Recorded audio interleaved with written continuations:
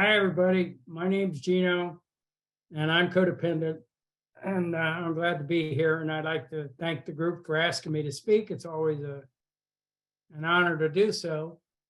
I'm going to talk about sponsorship today. I know we've had some different folks do sponsorship workshops, but the way I'm going to talk about it today mostly is about we always hear you have to carry the message.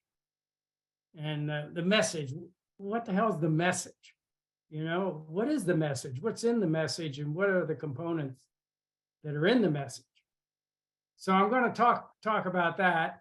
And first, I guess I'll tell you a little bit about me before I start into this deal. I've been in recovery a while now, quite a while, I guess. One would think I'd have my act together better, but it's been slow, and it took a long time for me to realize it was going to take a long time. And I started out. I come from an alcoholic family, and I also come from a military family. I didn't realize that was part of it. That I need to look at that piece of it. I grew up around a lot of PTSD.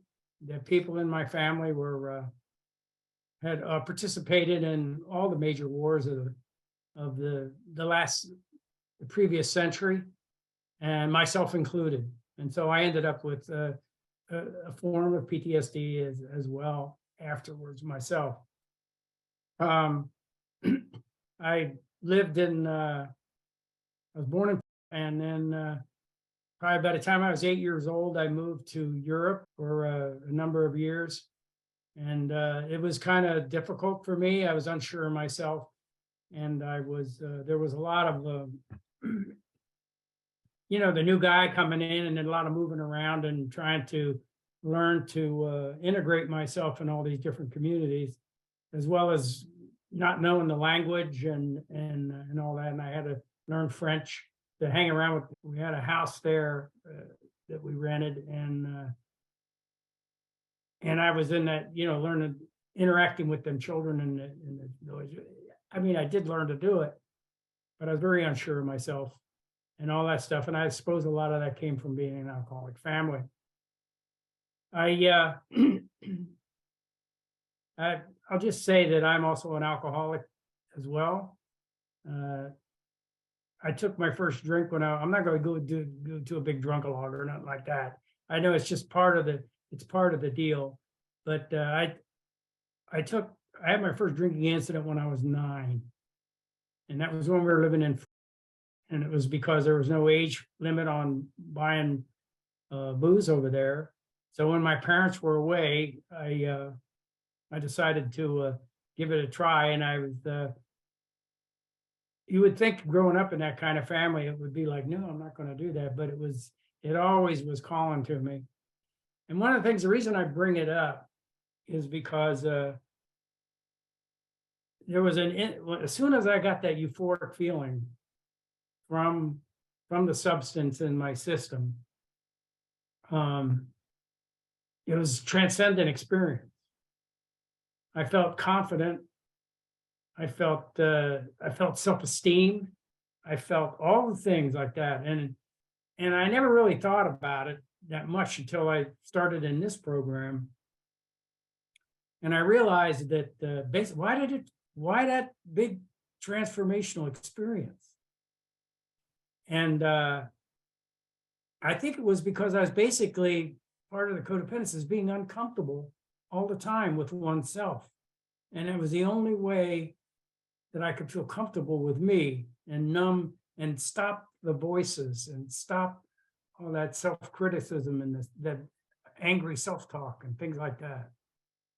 And I think that's why it was so attractive and why I kept returning to it, no matter what the consequences were, because it was my only solution to me, so to speak. I'll just moving right along. I'm not going to go a whole lot about this, but I ended up in, and that was where before yeah, I went and I got in a lot of trouble when I was a kid in school and things like that. And I was always being sent to the principal's office and that sort of thing. And I remember one time, real quickly, I remember one vice principal told me that I was nothing but a belligerent young hoodlum. I remember him telling me that. And the interesting thing, I look back on that now and I thought, oh, right, I like that. And what was that about? You know? And it was because it wasn't me. I knew I really wasn't that, but I said, I like that, being somebody different, things like that.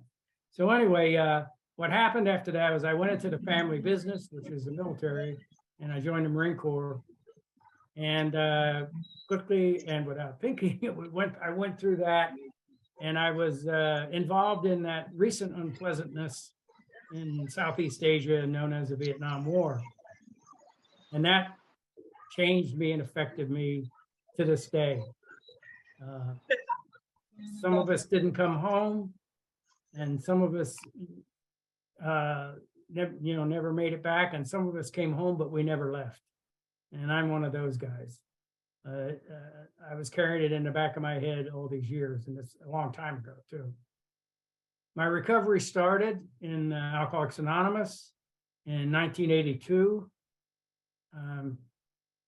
With cops and guns and all that stuff. I probably started looking at the codependency piece of it probably when I was around 4 or 5 years into recovery. I know CoDA hadn't started yet, but I read the one of the books, those new codependent books out then.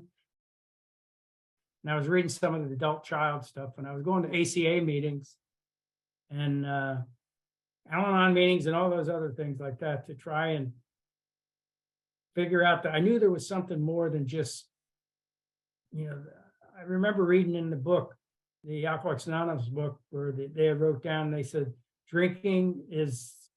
alcohol was merely a symptom of deeper lying stuff.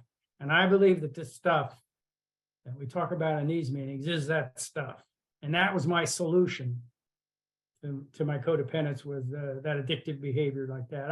I think I could become addicted to anything that distracted me from the fact that I existed.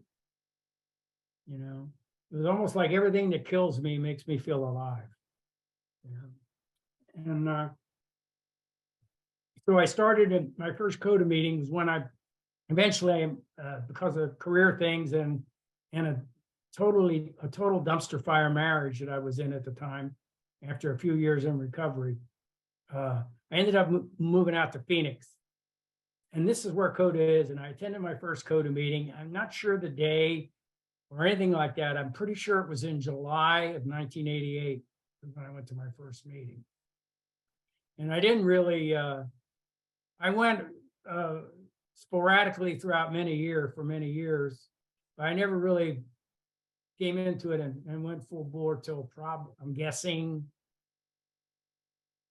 I don't know, Carol, what do you think it is? About 16 years ago? Does that sound right? Something like that.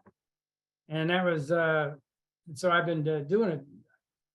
I've been a member of CoDA for almost 35 years, but really only taking care of myself within the program for about the last 16. And it's been very remunerative. And I'm a lot more comfortable with myself and you as well. The more comfortable I get with me, the more comfortable I get with you. I noticed that. Sponsorship is something that I've done a lot of. I've been doing it probably since I started in recovery, probably after about 2-3 years in recovery in general. And I didn't really chose it. It seems like it chose me. And I've been doing it, and I found that it seems to be my niche, if you will, in this recovery game. And so I've worked with a lot of people, and I've learned a lot of stuff from my sponsors over the years. So now I'm going to go into the sponsorship bit after I talked enough about my story. And sponsorship is I think the goal of sponsorship, one of the goals, let me say, is creating more sponsors. I think that we need to have more sponsors out there. A lot of people aren't doing it, and I want to encourage you to try it out, which I will in my talk. Anyway, starting my little talk here. Sponsorship is a connection. And I define connection as the energy that exists between people when they feel seen, heard, and valued. When they can give and receive without judgment, and when they derive sustenance and strength from the relationship. That's in essence what happens in sponsorship. I'm going to be sharing a few things. Most of the stuff that I share in this, some of them, not most of it, some of it is adapted from the Codependence Anonymous book, and also from Sponsorship, What's in It for Me, which is a booklet, one of our booklets out there, and mostly interspersed with thoughts of my own. Most of it's my own stuff that I picked up from folks over the years, and very few of these thoughts are original. Most of them came from my sponsors, or I've either read or heard them in meetings and then used them in my recovery. And some of them I've heard that weren't even related to recovery. And I would hear it and say, boy, that sounds like something, the basic idea is something that we could use in our thing. So some of it's that sort of stuff. For those new to sponsorship or uncertain about it, if they're ready to sponsor, I encourage you to find out more about sponsorship and the tools available. Most importantly, it is common for members to look within themselves to discern their readiness to sponsor and seek guidance, turn to a higher power, and often to our own sponsor to guide us in this decision-making process. Chances are you are more ready than you would ever know. I certainly was. Healthy boundaries in sponsorship are important.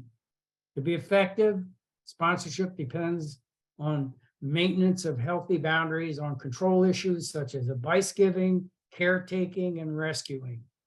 We can think of sponsorship as a three-way partnership for recovery, one that includes a higher power, a sponsor, and the person to be sponsored. We can choose the 12 steps and 12 traditions as guiding principles in this new relationship. Sharing with a sponsor gives sponsees a new perspective about the way they have been treated by others, and at the same time, they have the chance to learn what it is about their behavior that creates the problems in relationships. Giving feedback as sponsors, we work in developing skills to be honest without advising, lecturing, or engaging in codependent communication behaviors ourselves. Recovery is a collaborative effort. No one among us can save him or himself. Each of us is God's instrument for the other's healing. And only by the hope we give one another are we lifted out of the darkness of despair and into the light of recovery. Never think that what you have to offer is insignificant. There will always be someone who needs what you have to give. Someone will be inspired by the part of your story that you're most ashamed of. One day you'll tell how you've overcome what you're going through now or have been through in the past, and it will become someone else's survival guide. Since recovery from codependency cannot be done alone, it's important for sponsees to have someone who will point out codependent behavior when asked, and who can share their own experience, strength, and hope in recovery. As sponsors, this relationship allows us to practice our recovery skills and often reminds us where we have been and where we are now. It is a service to one another as well as the CoDA program as a whole. A rising tide lifts all boats. That's an MLK saying, by the way. On a practical level, some things you may want to establish include setting regular meeting times for check-in and step work, clear communication expectation, like who calls who, length of meeting time, stuff like that. what kind of format you suggest for working the steps. What is your availability outside of the planned meeting time? In other words, can your sponsee call you at other times? Or if so, are there times when you don't want to be called? You know, if temporary sponsorship, you establish time to renegotiate the arrangement. Will you check in after a month of working together, 6 months, or is the sponsee looking for somebody permanent? You got to figure that out up front. Please remember that to be a sponsor does not mean that you are perfect or work a perfect program. It's part of living the 12th step, that we give back what we have been given so that we can receive the gifts of the program. So now you're probably saying, Geno, why do you think it's so important for me to hear other people's stuff? Don't I have enough pain and suffering of my own? Which is exactly what I said. Well, of course I did. Of course you do. But by giving to other people is what makes me feel alive. Not my car, not my house, not what I look like in the mirror, thank God. When I give my time, when I can help somebody see that they're valuable after hating themselves, it's as close as healthy as I ever feel. Doing the kind of things that come from the heart, just doing them. It's as close. When you do, you won't be dissatisfied. You won't be envious. You won't be longing for what you don't have. On the contrary, you'll be overwhelmed by what comes back.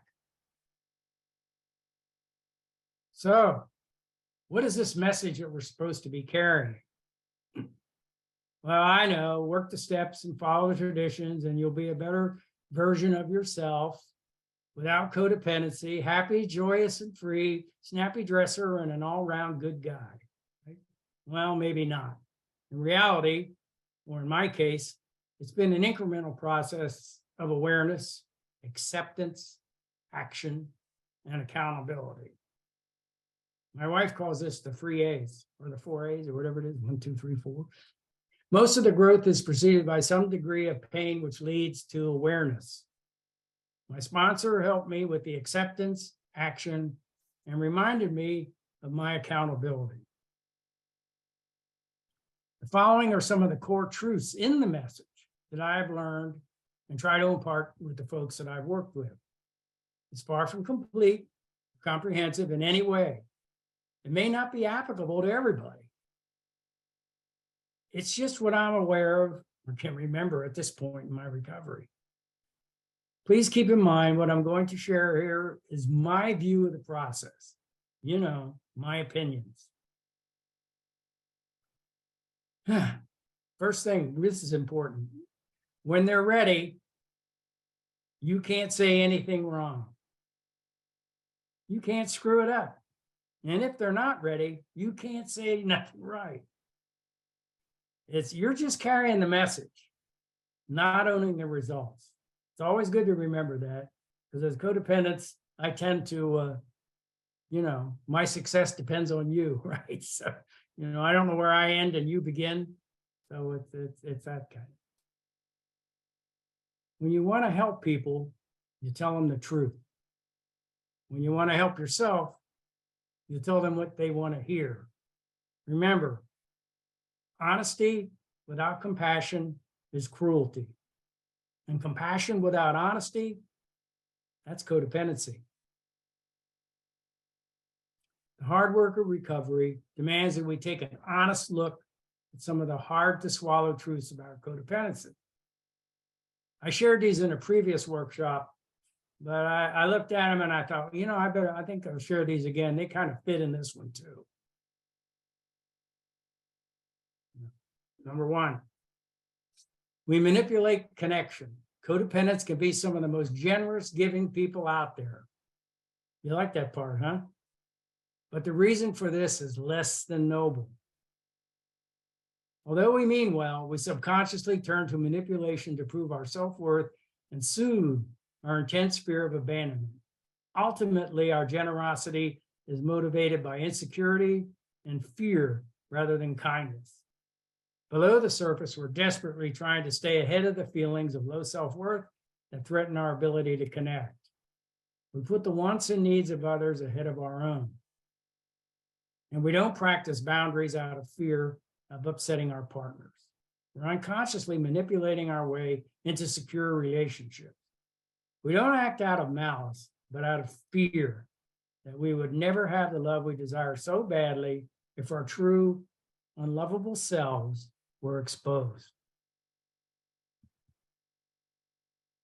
2, we're love bombers. In the beginning, we'll go overboard in a blaze of fireworks, shooting stars that light up the dark sky. It's a dazzling show of flowers, romance, homes, gifts, dinners, affection, favors, and compliments that fill the air like confetti that lands at the feet of our star-struck lovers. Like that one? We've set a bar unsustainably high, and we'll be chasing those initial days for the rest of our relationship. It's a slow slide back to reality, and we're terrified that our flawed, authentic selves aren't worthy of the love we have. We struggle with love addiction. Love bombing might be manipulative and unsustainable, but it feels really good at the time. Pure dopamine-driven euphoria keeps us lost in the clouds of a blissful high. We're starved for love and affection and feel powerless against the potent mixture of attention, passion, and sex that comes with new relationships. I was addicted to love, and I'd be quickly overwhelmed by the excitement of my fast-moving, intense relationships. And all our euphoria, we don't see the red flags. We look the other way, actually. And we take huge emotional risks without a care in the world.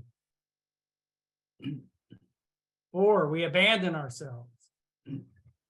Ironically, while we struggle with the fear of abandonment, we're quick to abandon ourselves to stay connected to our relationship. Because we have no real sense of self or self-esteem, the connection to our relationship is much more important than the connection to ourselves. I'm going to say that again. The connection to our relationship is much more important than our connection to ourselves.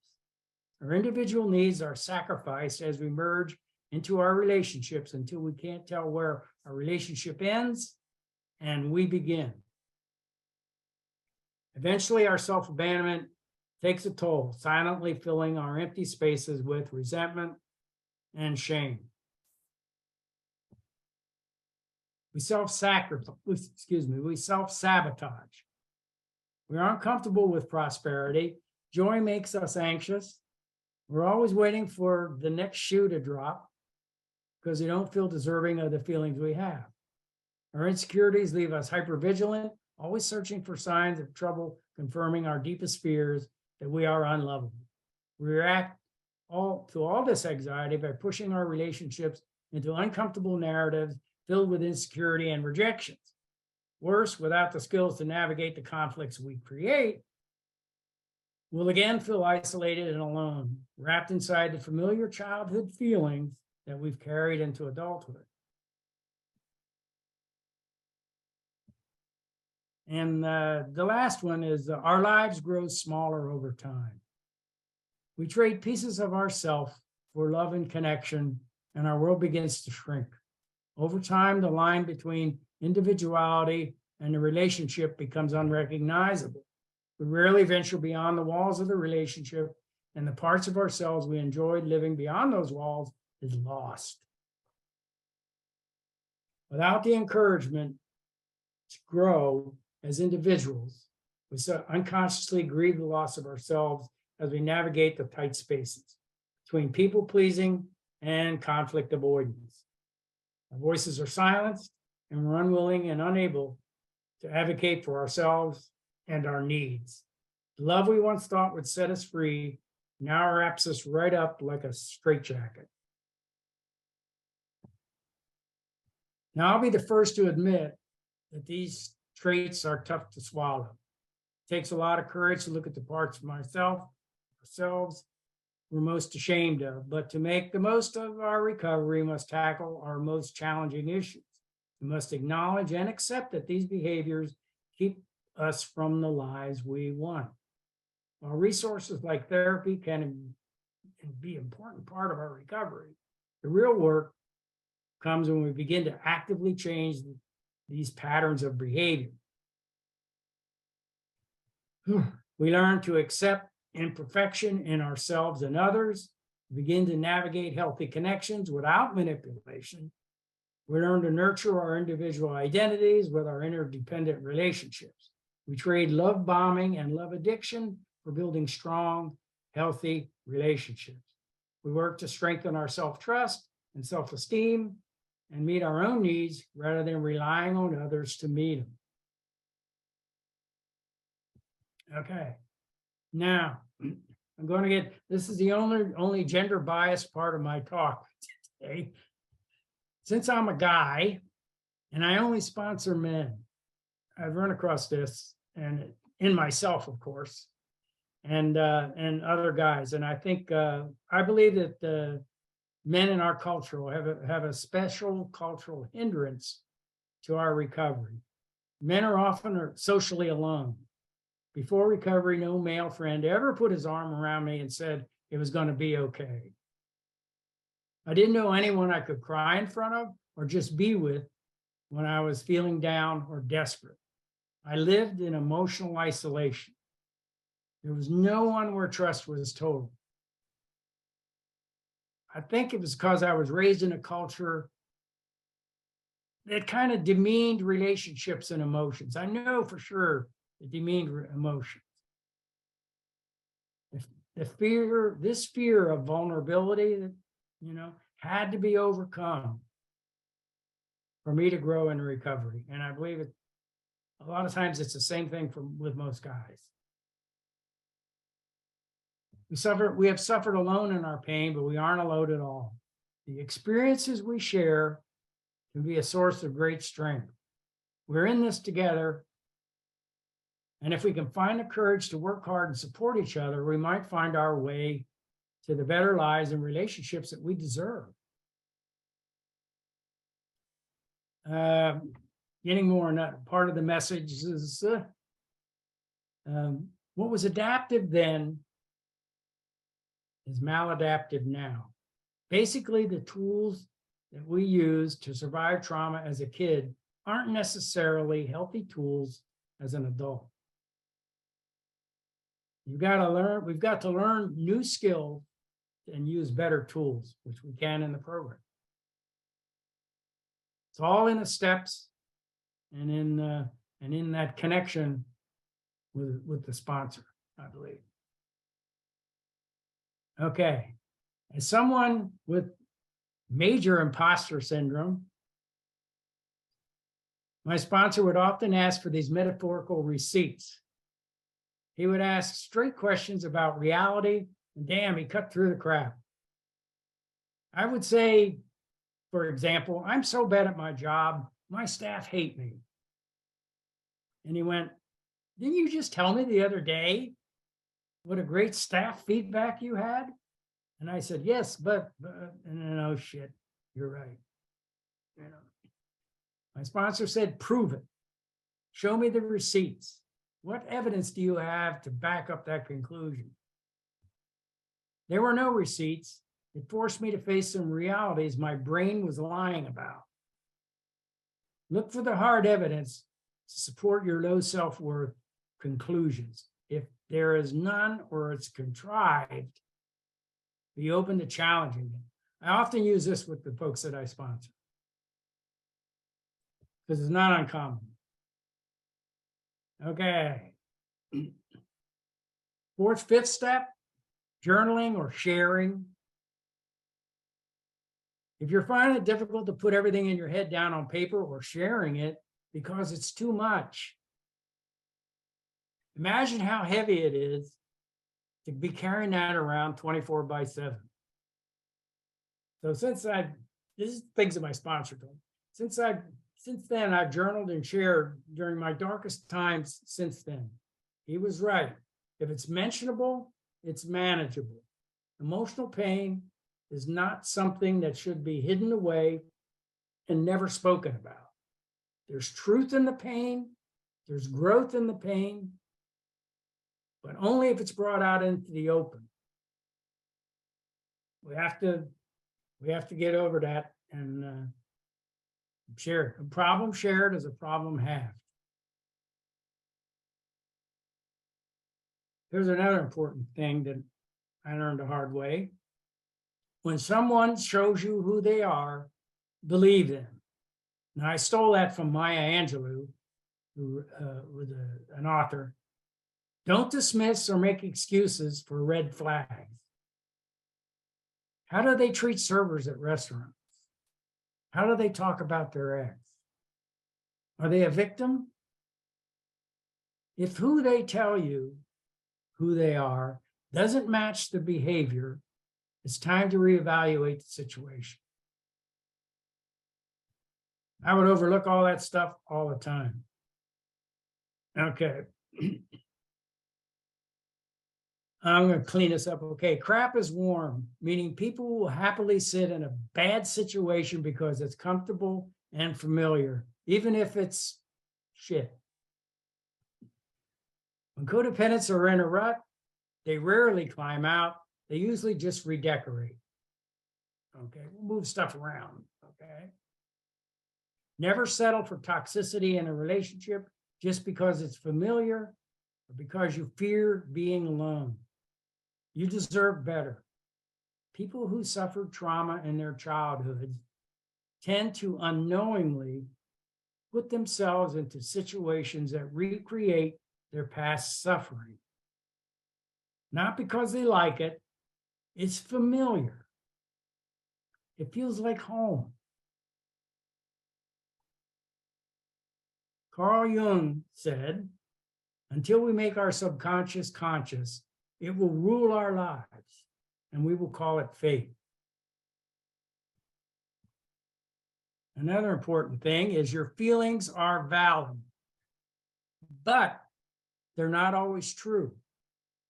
My sponsor said it in the context of imposter syndrome and feeling as though I was one wrong move away from losing everything. Of course, I felt that way. I've been in survival mode since childhood. The reality was, however, I was doing great in recovery in my life, had a spouse who loved me, friends who actually cared about my well-being as much as I cared about them.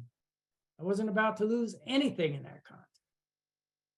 I found this also applies to other nastier thoughts and feelings I have about myself.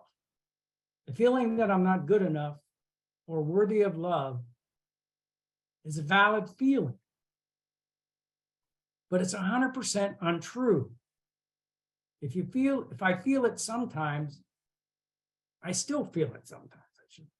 But now I have the tools and coping skills to recognize that it's okay to feel that way, even if it's not true. My feelings are always valid, even if they don't stem from a place of truth. Realizing that has been a huge part of processing these feelings and healing from my trauma. Feel the feeling, but don't become the emotion. Witness it, allow it, release it. No feeling is final.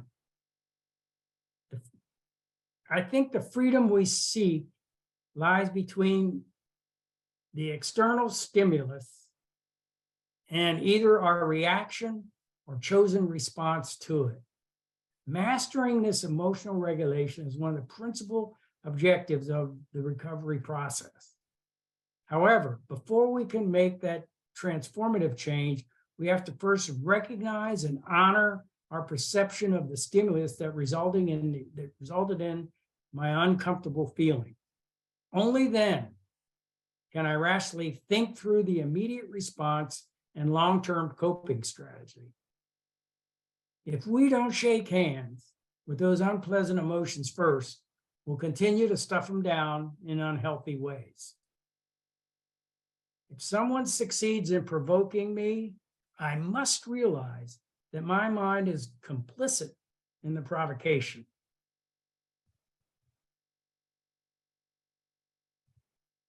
You can't control how other people behave, but you can control your distance from them. Learn to value serenity, peace, and tranquility in your surroundings. Anything you tell other people, this is a total different thing here. It's not that. Anything you tell other people is a choice.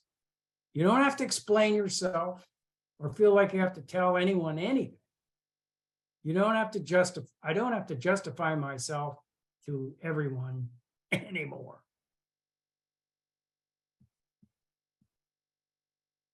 There's no such thing as should. There's what happened and what's happening. But spending time and energy on what should have happened or what shouldn't have happened takes away from the fact that it did happen. And it plays into my perfectionism and shaming tendencies. Don't should all over yourself.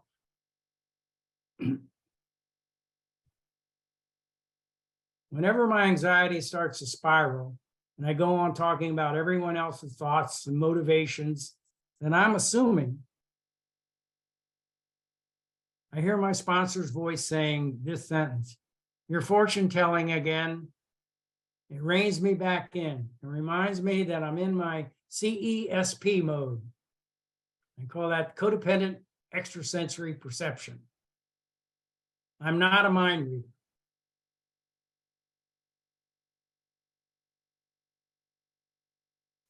So what are you going to do to make your life easier this week? Many codependents have this kind of Puritan work ethic. The idea that difficult weeks or lots of work must simply be endured. You put your head down and power through it. It really requires a change of perspective for folks to imagine purposely dropping a responsibility or choosing to schedule time to relax rather than just working harder. It may seem small, but it has honestly changed lives and attitudes. Take care of yourself. You're worth it. Okay. Forgiveness. This is a big one. It's for them. It isn't for them. It's for you. And you don't owe them a damn thing, even if you do forgive them. Forgiveness is not a matter of exonerating people who have hurt you. They may not even deserve exoneration. Forgiveness means cleansing your soul of the bitterness of what might have been, what should have been, and what didn't have to happen. Someone once defined forgiveness as giving up all hope of having a better past. What past is past, and there is little to be gained by dwelling on it.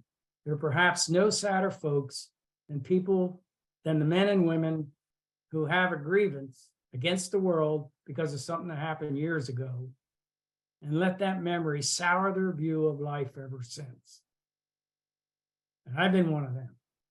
One thing that helped me in this respect is if we could read the secret history of the people that we don't like or hate, I think we'll discover enough trauma and suffering enough to melt our hostility.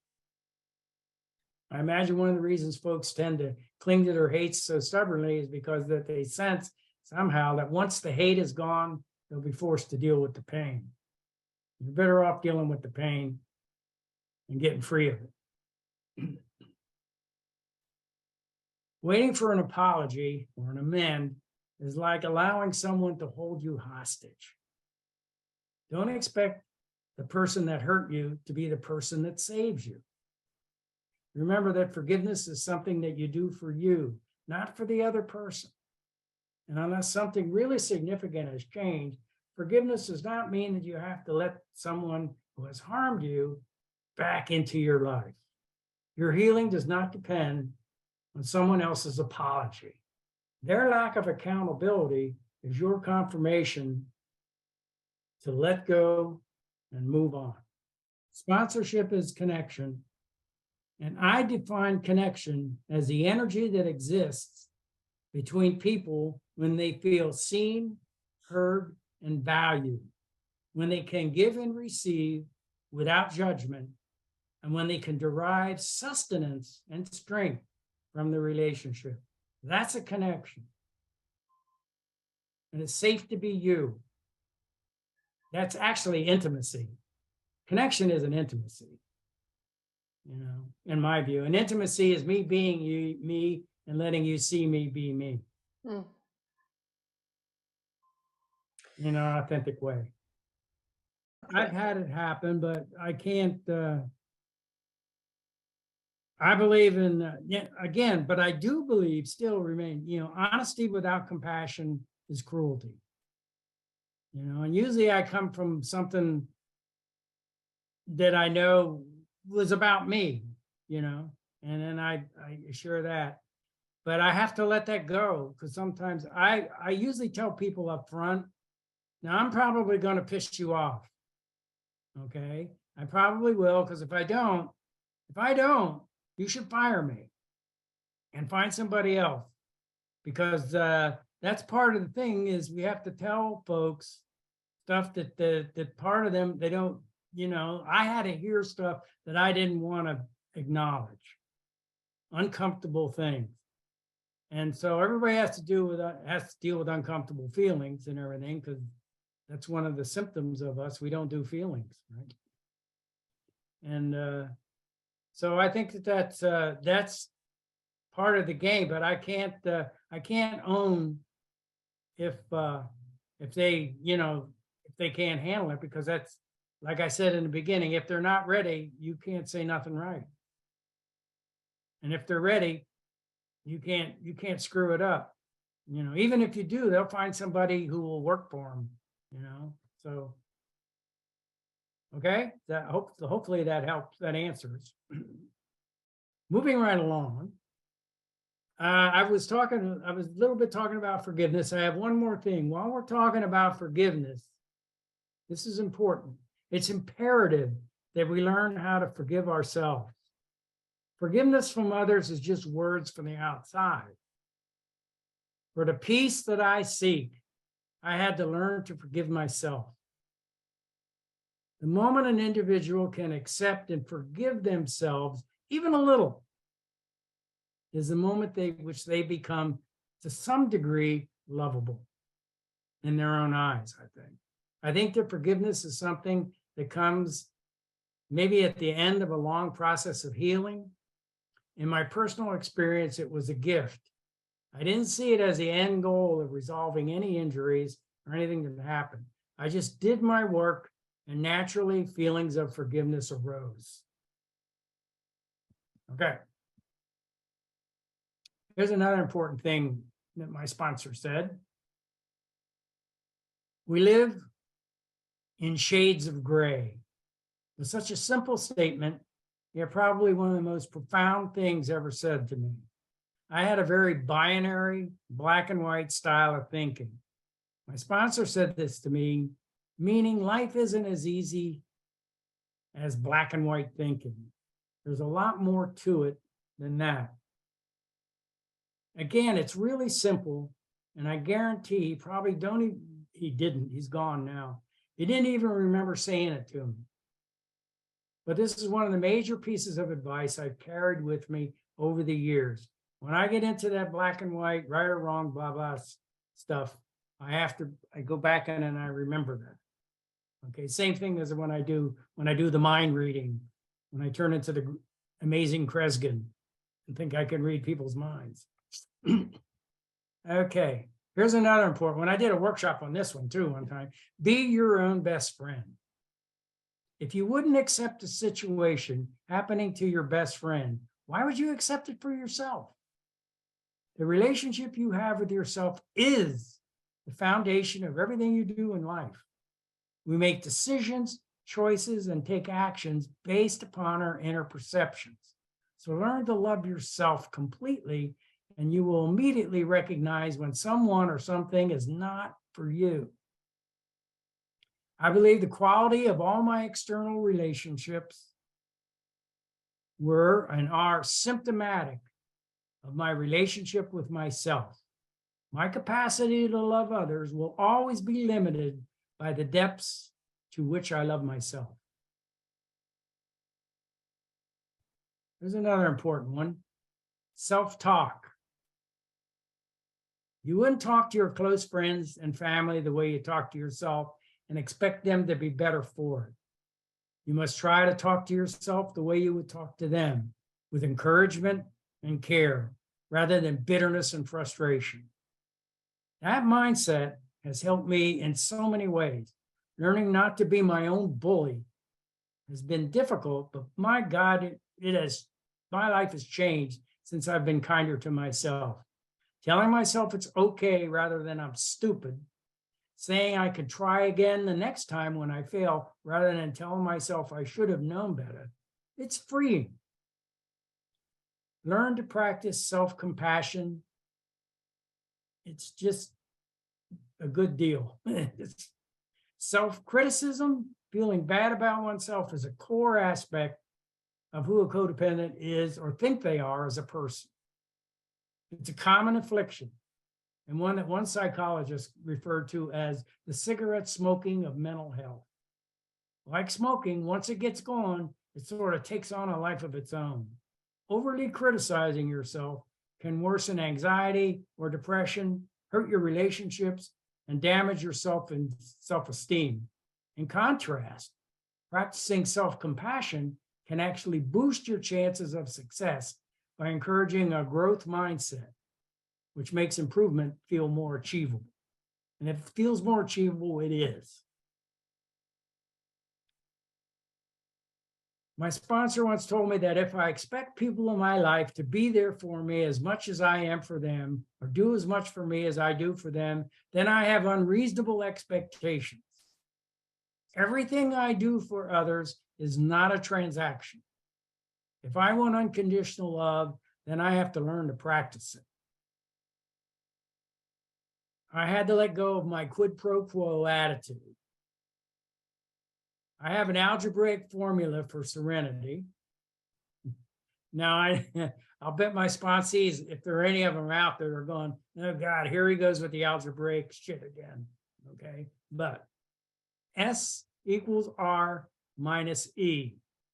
Serenity equals reality minus expectations.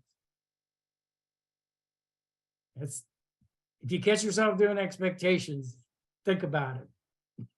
Remember, an expectation is a resentment under construction.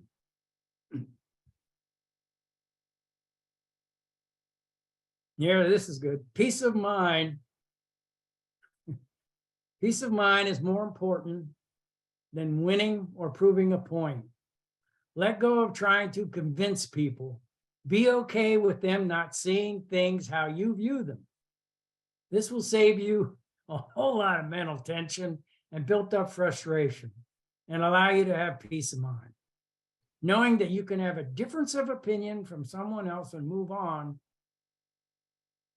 that's the whole deal. Keep an open mind, though. I think this is a lot of the essence of understanding recovery as well. Give up the desire to be right or to win, and replace it with the desire to discover the truth. A commitment to truth is an important facet of this process. You did the best you could with the knowledge you had at the moment. It's easier to look back at an event and see a better choice or pathway because we already learned from our experience. Hindsight happens after the lesson. So we can't condemn ourselves for not knowing the lesson before we learned it. Experience is a hard teacher. It gives you the test first and then the lesson after. Your life does not get better by chance. It gets better by change. I know you've heard this one. If nothing changes, nothing changes. I see some heads shaking out there. Probably heard that one ad infinitum. There is no normal life that is free of pain. It's the very wrestling with our problems that can be the impetus for our growth. And I think expectations again are in there on that one. If I expect my life to just be okay, that's unrealistic because it is. You know, life is difficult. And it hasn't got undifficult since I've been in recovery. It's just got my coping skills with the difficulty that is inherent in being alive are better. Growth usually requires us to leave something behind. It could be a habit, a career, beliefs, usually beliefs, and even people. Make space for grief in the process of growth. It's okay to mourn your former self, to make room for the newer you, the real you. I think recovery isn't changing who you are. It's getting rid of who you're not.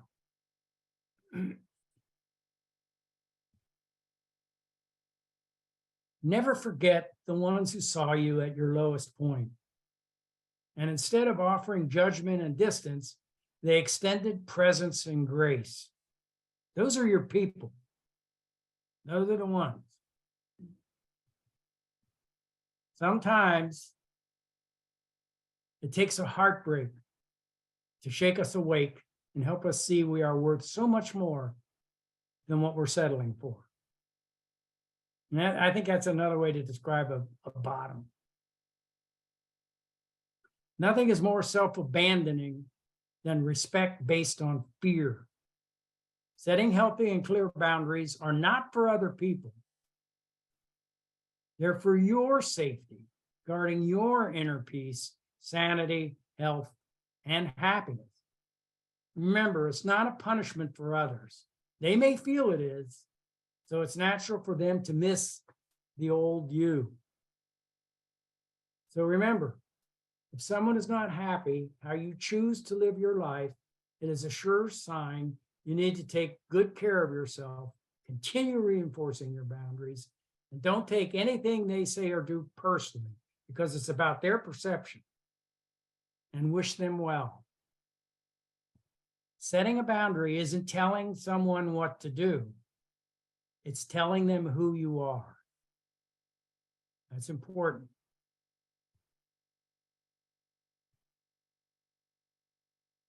Here's something I've run across a lot. Many of my sponsees come from alcoholic families or are involved with someone similarly afflicted. I have to stress with them, and I know this from firsthand experience, right? Addiction is a form of insanity, perhaps not the committable kind, but a disease that renders the victim incapable of behavior that most would call normal. Until the advent of recovery, the addict is subject to a bewildering assortment of delusions, denials, manipulations, and subterfuges. In short, non-recovering alcoholic addicts are incapable of functioning in healthy relationships. It's just not there. When we expect anything more from a beloved non-recovering alcoholics, we're setting ourselves up for heartbreak. Fig trees bear figs, not peaches. Where what we are able to do emanates from what we are, not from what we wish we were. A frequent source of discomfort and pain with codependence is, once again, unrealistic expectations. One of the greatest of these is expecting sane, rational, trusting behavior from those who may well not have it to give. It's just not there. A new relationship is not the answer to your codependency. Building a relationship with oneself is critical. Then, if or when you get into a relationship, it will contain the components we need for interdependence: mutual respect, support, trust, boundaries, people to be there when it matters, space to grow, and acceptance when you do, and people to show their love in a way that you can understand. Okay, you guys had enough? Have Have I laid enough on you? This is only the tip of the iceberg of what's in the message. I in no way have these things incorporated in my life. They are mostly ideals that I strive towards. And in the sponsoring world, I teach best what I need to learn the most. That's something I've learned. So in closing, let me leave you with some final ideas from my personal journey. Recovery is a search for ourselves and a power greater than ourselves. What makes the search so exciting is that the answers are so surprising. Perhaps the magic isn't in knowing the answers, but in the journey of finding them. It is perhaps a way of understanding our existence. When I arrived here, I saw things binary, black and white, good or bad, right or wrong. And then you, in your principles of love, empathy, and compassion and tolerance, made your way into my life. Now I see various shades of gray that precludes my judgmental tendencies. I arrived in these rooms with a broken soul, and you healed it. So you've opened up my heart and my ability to love and to learn. So thanks. I appreciate it. Hopefully by sharing some of the things I've learned, I've comforted some of the afflicted. And if I'm really lucky, I've afflicted some of the comfortable. One day I realized that happiness was never about my job or money or being in a relationship. Happiness was never about following in the footsteps of all those who came before me. It was never about being like the others. One day I saw that happiness was always about the discovery, the hope, the listening to my heart, and following wherever it chose to go. Happiness was always about being kinder to myself. It was always about embracing the person I was becoming. The truth is that happiness was always about learning to live with myself. And happiness was never in the hands of other people. It was always about me. It's always about us. God bless you. Thank you. A new relationship is not the answer to your codependency. Building a relationship with oneself is critical. If when you get into a relationship, it will contain the components we need for interdependence, mutual respect, support, trust, boundaries, people to be there when it matters, space to grow, and acceptance when you do, and people to show you their love in a way that you understand, that you can understand. Okay? Cool. I kind of expect them to be dishonest at first, because especially in the other program, I mean, addicts, alcoholics, we lie for a living. Okay, I mean that's our specialty, right? Because we have to cover up all the stuff. So we're doing a lot of that to begin with. But I kind of expect them to do it. But if they don't, if they're not gonna eventually, I'll tell you what happened with me. Rigorous honesty was so pushed out there when I came in recovery that I wasn't sure what to do. But what I did is I pretended I was honest. I would do something. I'd say, what would somebody honest do in this situation? Well, they wouldn't steal that thing, or they wouldn't And then in this program, when I first found out that, I found out in the other program that I didn't have self-esteem. I thought I did. I thought being self-centered meant you had self-esteem, but they're low self-esteem and self-centeredness, they go together. And I was told that I didn't have any self-esteem, and I said, get out of here. I'm the most self-centered sumbitch I know, And the guy says, you've been taking people to the doctors? I know some people have heard me tell the story. You taking people to the doctors and everything? I said, yeah, get in the car, I'll take them to the doctor. Yeah. He says, I know one person you never take to the doctor. And I said, yeah. He said, yeah, you. It was me. I didn't bother taking me to the doctor. I would take you for a physical. I wouldn't take me.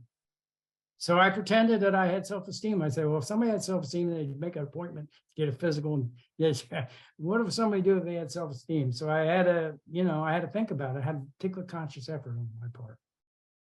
So yeah, they're going to lie at first, but then if they keep lying, they're not going to stay around anyway. They're usually you're going to wonder what happened to them. Eventually they'll get it. Okay. Thank you for your question. That's a good one. I know somebody who had a lot of problems with that. Me. I was a what would you call militant atheist when I showed up in recovery. I had the things I had seen in the world and in life. I found difficulty correlating with a benign, higher power. I had difficulty with that. But when I came in the program, I noticed that the people that had that connection had something that I wanted. But I'm going to tell you something that I think is true. And in the other program, and I'm going to talk about that. But in what there's a thing they read. Those of you who aren't familiar with AA, they read a thing called How It Works in all the meetings. And at the last piece they read is they say, okay, we were alcoholic and couldn't manage our own lives. There probably no human power can really run, blah, blah, blah, blah. And then it says that God or your higher power could and would if they were sought. And I believe it's in the seeking. You find a higher power when you seek it, and it can be anything you want. It doesn't have to be. It could be the power of the force of the meetings, keep the door open. That's what they told me, and that's what I tell people: is you just keep the door open to anything, even if you think it's psychosomatic. It don't matter, as long as you get that feeling that that's there, because life is difficult, and it helps in life to have some sort of thing to facilitate letting go of stuff you can't control, because that's what what is codependents are, a bunch of control freaks, right? And we got to find some way not to keep trying to do, that's like slap boxing with Captain Hook. You always lose, right? So trying to control stuff.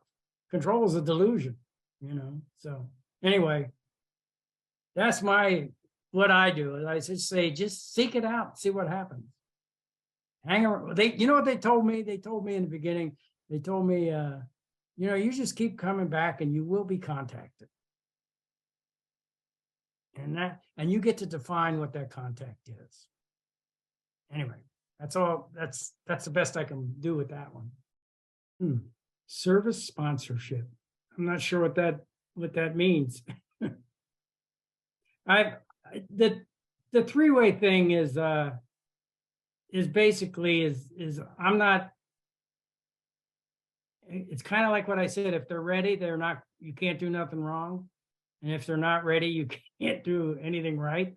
And I have to the higher power thing is me letting go of the results of the thing, because I'm a codependent and I want shit to turn out the way I decide that it ought to be, I am cursing again. I'm sorry. And, I want it to be the way that's going to make me feel okay. And I tend to get my self-worth from that. If everything goes well with my sponsee, all right, now I'm a good guy all of a sudden, instead of internally knowing that I am okay to begin with, And the higher power is an important piece of that, because I just say, this isn't about whether I'm a good sponsor or not. This is about whether the higher power or this guy, is going to get it, and whether I'm just somebody planting a seed. Sometimes that's all I do. I mean, I've had much more people that ask me to be their sponsor than the people that ask me to be their sponsor and then go through the steps and do that. The vast majority of them I think a lot of times, especially in the other program, do it to get people off their back. You got a sponsor yet? Yeah, Geno over there. That guy. You know. Oh, okay. And then I never hear from them. And I don't chase them. I'm not going to chase somebody, not because it's their recovery, not mine. Ah, very good. Thank you for that question. That's a good one. It is, going to the meetings and all that stuff. I started learning this stuff, and then there's a fancy word for it called metacognition, which is basically paying attention to your thoughts, because that's where this stuff happens. When we're little kids, little. I've heard it said that in the first 7 years of our life, most of this stuff is formed. This stuff that we're dealing with now, a lot of it happened there. I think some of mine happened there. A bunch of stuff happened in Vietnam that I had to deal with, but I think those things played together. But that's just me, okay?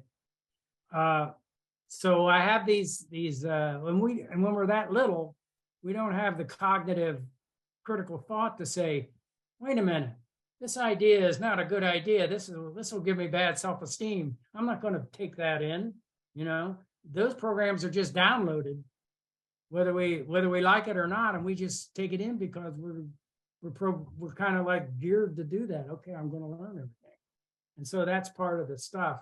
And paying attention to those things that go on in my head. However, one of the things, I can't think my way into good behavior, okay? But I can act my way into better thinking. And I started doing things like I mentioned before, taking myself to the doctor and doing things like that, and encountering that inner critic, okay? That guy that does all the shaming, the guy that's going to come after me after this is done and tell me all the stuff I forgot to say in this, that guy, okay? I've told him to shut up a few times, and sometimes I tell him, thanks for sharing and keep coming back. And, that kind of stuff to just, and understand that's what that is. It's just that old programming, and understanding it and challenging it has been the thing I just do with it's just me, not in the meetings and stuff, but talking about it. I said if it's mentionable, it's manageable. That's talking about it. Me sharing that I have these thoughts and stuff with somebody, a sponsor or a close friend, or even sponsees, talking about these things and sharing it with the sponsee that when I'm working with them, and talk about how it affected me, it lessens its power on me. It has and continues to do so. Okay, good. It is, I think sponsoring folks is self-care. As long as you don't turn into Captain Control, okay? But all the things that, you have to watch out. But sponsoring is self-care. I've learned, most of my recovery has learned through that dynamic, that interaction. And it does, like I mentioned in the beginning, I said, it's the healthiest I feel when I can help somebody know their value where they previously hated themselves. To realize that they have value, help them see that. Because we don't we come in here without a good view of ourselves. Okay, and I sure did. And helping me see that, and helping somebody else, not making it happen, but they do it. Okay, them and the higher power do it. But it is, like I said, it's the healthiest I feel when I do that, when that's happening with other folks. I kind of feel like, oh, all right, I feel good, and it reinforces it in me. So it is a form of self-care for me. And I'm going to say something else right now. It may sound weird, but I'm weird, so what else? Whatever. When I'm interacting with another sponsor, and other guys have said the same thing. My sponsor said the same thing. When that dynamic is happening, I'm interacting with them. Sometimes I'll tell them something and I'll say, where the hell did that come from? Who was that guy that said that? It was me. And that's that connection with that source, whatever it is, the force, whatever. I feel it's most prevalent then when I'm trying to give away this stuff. I can't, that's the best I can explain, but it is, it renews my faith in me and whatever it is. Yeah, I think I know where you're at. And I've experienced that as well in my initial forays and my initial recovery experience in the other program. It was very, you know, and because most addicts are alcohol, you know, and alcoholics or whatever, that was mine. My sponsor used to say, if you scratch an alcoholic underneath, you're going to find a codependent. Okay. And I believe like my alcoholism is a symptom of my codependency. And so what? Control. A lot of control stuff will happen with those. I think, remember in this program, you can learn to set boundaries and you can say, you know, like, I'll reiterate what I said in my talk. Honesty without compassion is cruelty. Okay. And then you could go the other way and be compassionate without honesty, and then you're into codependency. So it's setting a boundary is about, you know, it's okay to set a boundary the way somebody's talking to you if it has an element of cruelty. You know, I don't know that it is, or you know, or whatever. And that's an interesting thing that we may be, possibly when I first showed up, I might have been drawn to people unconsciously, mind you. I'm drawn to people that would match my familial experience because it felt like home. Yeah, you know. But that, you know, it depends. And I think maybe you'll just have to keep trying, maybe find somebody that doesn't have to do that, because not everybody does that. I've had loose rein sponsors in AA that were really, you know, kind of just did it, and they weren't, you know, I had to tell them everything I was doing or where I was going or whatever, and check in with them and and all that stuff about everything that didn't have anything to do with recoveries, you know. So I hope that helps. It's a tough thing. The good news is you're seeing it. You know, that's the good news. Seeing it and saying, wait a minute, I don't know that I deserve this. You know, I think that's important. Yeah, I'm usually pretty, it takes me a while to do it. But I've had to let a couple of folks go. Usually it's I know I can see that I'm not getting through to them. I mean, I don't think it might be, sometimes it might be I'm just not the guy for that. You know, I'm just not. But I know, like, I'll just give an example of somebody that I worked with. This is quite a few years ago. I worked with him for a while, and in both programs, you know, was like he was doing both programs, so he wanted somebody who was in both programs, right? So anyway, I was working with him. I don't know whether that matters or not, but and he would just do the same thing. It was just like it was some codependent behavior that he just kept repeating. I say, no, you don't want to do that. It was real, you know, and it just kept ad nauseum, okay, over and over again. And I thought, you know, I just told him, I said, I don't think I'm the right guy, because I'm not, and it was hard because I was getting, maybe it was my control freak shit, but I was getting like hostile with him. and things like that. I want to say something else that you guys, some of the questions you were talking. I've made amends to sponsees when I've reacted to them. A lot of times when I've reacted to them, you know, I'm a recovering Marine, and we get like that. And my wife says I'm rough around the edges. So and that might be that she tells me when I'm in my Marine mode. So that kind of stuff. And it's okay. I think it's you know, let them know you're human, and don't try to be don't try to, you know, be above making amends or any of that stuff. You're modeling. We just model what we learned in recovery and try to do that. And I think that when they're ready to, I've had to let people go, and I've passed on sponsors too, that I just couldn't connect with. You got to feel safe.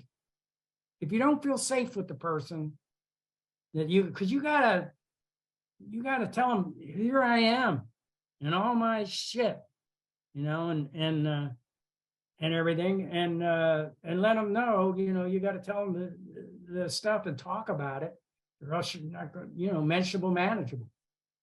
And so you got to be safe with them, and it builds over time.